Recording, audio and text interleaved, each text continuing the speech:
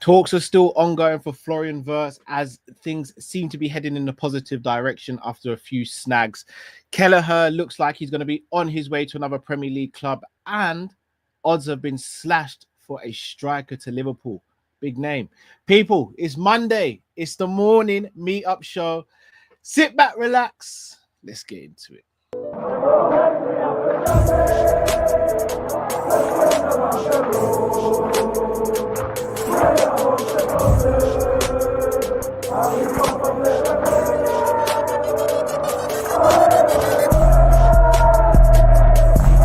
Shout out to Kopish. Shout out to Kopish, guys. Keep all the good work the up. Two legends, Emil Heskey, Howard Gill. Can't get much better than that guy. Yeah. You know what to do now. Like, comment, subscribe. I'm with legends, guys. Kopish. Good morning, lovely people. Hope you're well. As always, please do smash that like button, subscribe if you're new to the channel as well. Guys, I'm not going to be here for a very long time. I've got to be going out this morning. That's why I'm filming this so early now. So big up to each and every one of you watching. Hope you had a fantastic weekend. Look, I'm going to be a little bit shameless. I don't usually do this, but I'm going to drop the beat for myself. Me and my missus celebrated our 8th year anniversary yesterday. So yeah, shout out to me and the missus, and this is for us.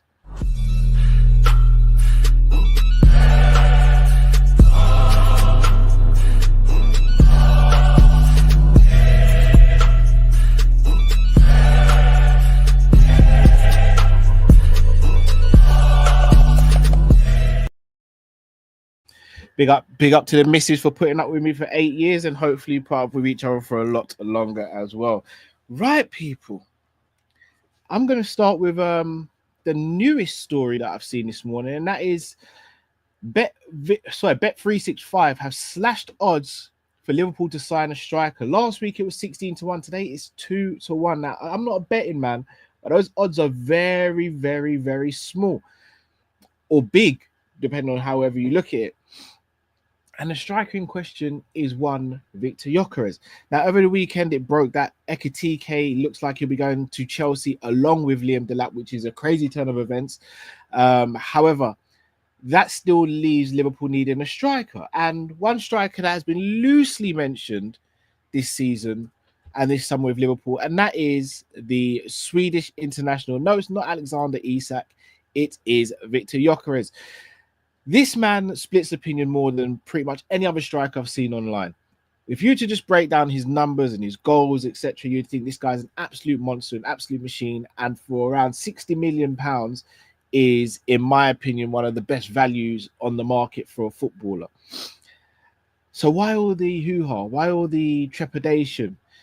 Are we stung by the Nunes deal? Are we stung because the Portuguese isn't the best league in the world? But then you could argue he's done it in the Champions League as well. What is it about Victor Gyokeres? Obviously, we'll speak about that later on in the Monday Night Live show in more detail, but I'd love to get your thoughts and opinions. I am just going to read out his statistics for the last couple of years, though. So, in the 22-23 season, his last season in England, that was for Coventry, in the Championship, mind you, he played 49 games in the league, got 21 goals and 12 assists. Very good return. For Sporting, in the 23-24 season, he plays 33 games, got 29 goals and 10 assists. So he got more GA than games played in the league. And this season, he's gone to a whole nother level. Played 33 matches, 39 goals and 7 assists. A total GA of 48 this season in 33 league matches. Incredible. However, just like Dom says, he scored 20 of these goals by penalties. However, he still scored the goals. He probably won some of the penalties as well. I don't know what it's about this Gyokeres thing. I don't know. It splits my opinion on him as a footballer. Does he know where the back of the net is? Obviously, he does. But at the same time, is he going to get the amount of chances, the amount of space, and the amount of time he gets in the Portuguese league, in the Premier League? Absolutely not. Is he going to come up against better goalkeepers in the Premier League? Absolutely, he will. Just to note, those 20 penalties weren't just in the league. They were spread over all the competitions he played in. I'll just make that clear. He is 26, currently going to be 27 soon. That throws up another question. Does he fit within the profile? But you could also argue Liverpool maybe need a bit of experience in the team, seeing as You know, Florian seems to be coming. He's very young. Gyokeres is young. Frimpong is pretty young. So maybe a more experienced, more nurtured striker might be what we need, especially if we're looking at Jadon Danns as one of the future pawns in Liverpool's chess game in the future. Time will tell. I'm intrigued to see where this goes. If I'm going to be honest, a lot of people are split about Ekitike. A lot of people are split about Gyokeres. A lot of people are split about Liam Delap. The only two strikers people don't seem to be split about are Alexander Isak and Julian Alvarez, and we both know we all know we're not signing those two strikers this summer. So I'm going to ask you guys, who is it? Who are we signing, and who do you want to sign? Time will tell. Right, on to the next topic, people. The Florian Wirtz still ongoing.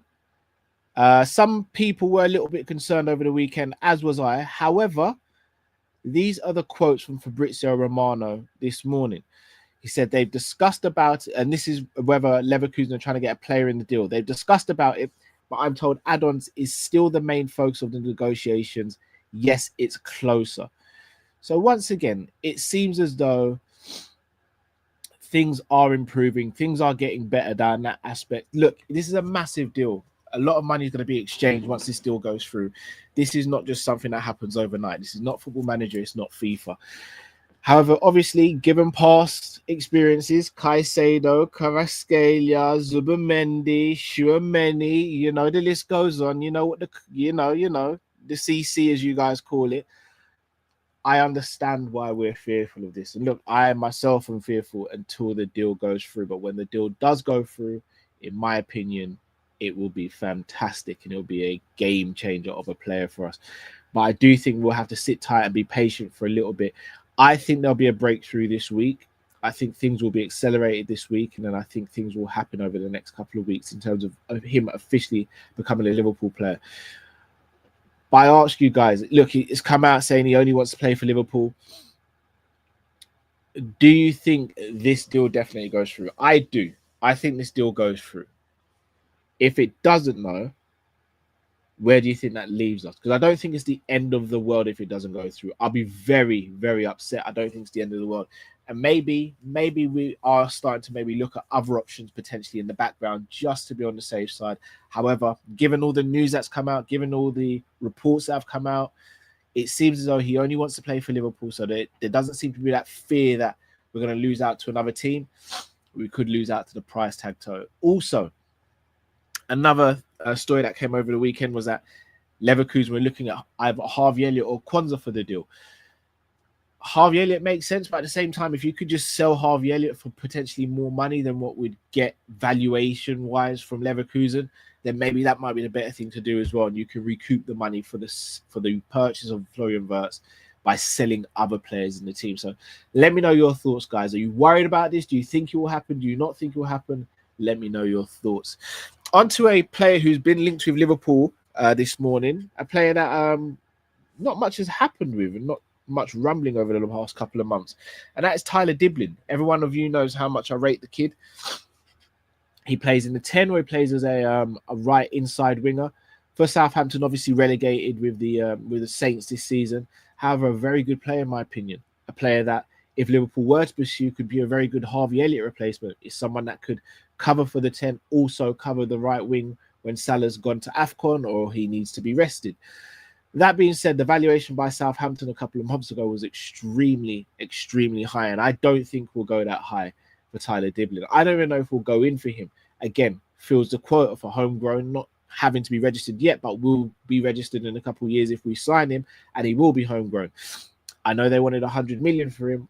I don't think they'll get 100 million from anyone for him. I think that was just them trying to, save a bit of face. I think they'll almost certainly lose Tyler Diblin this summer, but I don't know if it will necessarily be to us. He might go to a club whereby he gets regular game time and he might not experience that at Liverpool Football Club. And these are his development years and he really needs that time on the pitch. However, if we were to sign him, I'd be over the moon because I think he's a very, very good footballer and can definitely enhance the squad. And as I said, could deputise for Salah, could learn from Salah. Then when Salah moves on, you have the choice between him and potentially purchasing someone new. I think it's a smart move, but I wouldn't go higher than 40 mil for Tyler Diblin. Again, not my money. I'm just speaking about what I think the club would potentially see him as. But I want to ask you a question. Do you think Tyler Dibbling is better than Harvey Elliott? And if not, do you think it'd be better for us to try and keep Harvey rather than signing Tyler? Not just necessarily is he better, but is he better for our system than Tyler Dibbling as well?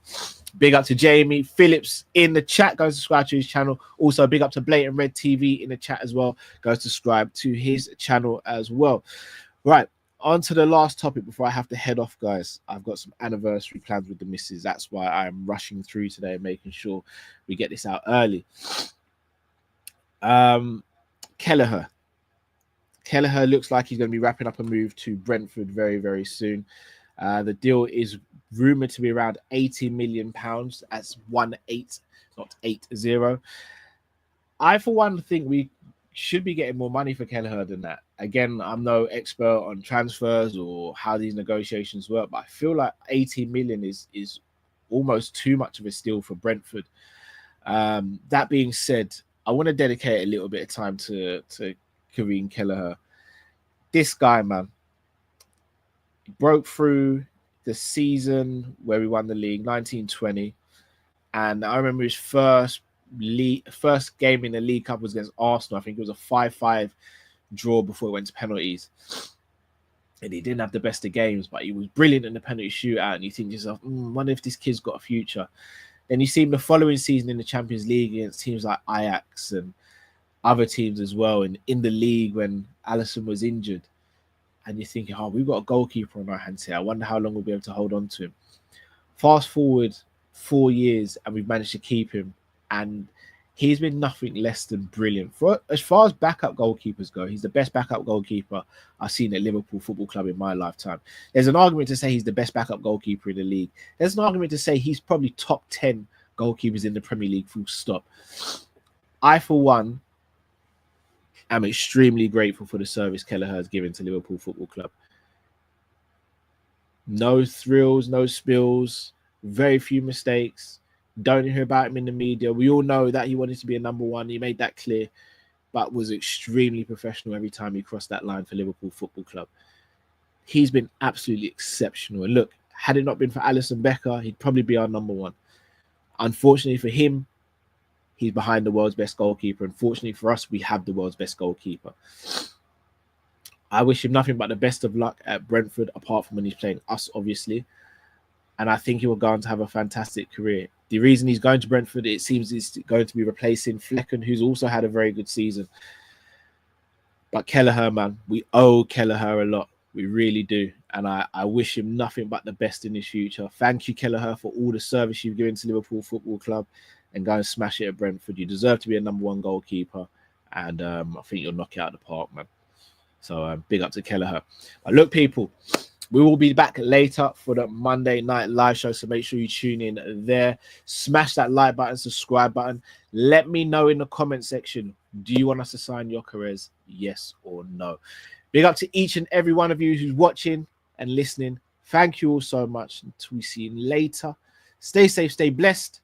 Kopish, we're out, people. Take care.